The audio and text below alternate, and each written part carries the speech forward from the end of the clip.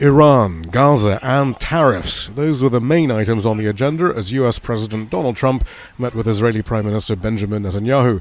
A press conference between the two was cancelled, but as Trump has been doing with other visiting world leaders, he met with a gaggle of reporters at the Oval Office at the White House with Netanyahu by his side. He was asked about a range of topics and made news with several of his answers. Notably, he said that direct talks between the US and Iran had already begun.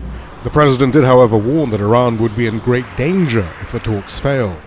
We're having direct talks with Iran, and they've started. It'll go on Saturday. We have a very big meeting, and we'll see what can happen.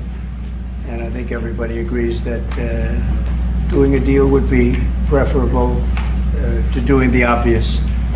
And the obvious is not something that I want to be involved with, or frankly, that Israel wants to be involved with if they can avoid it. So we're going to see if we can avoid it.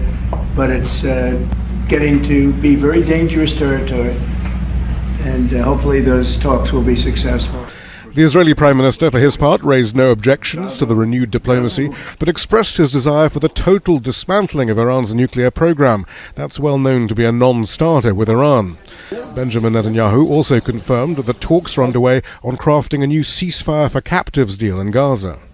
Steve Witkoff, who's President Trump's very able representative, helped us get a deal that got 25 out. We're working now on another deal that we hope will succeed. And we're committed to getting all the hostages out. On tariffs, the US president said the administration was not looking for a pause in their implementation and threatened China with escalation. They put a 34% tariff on above what their ridiculous tariffs were already.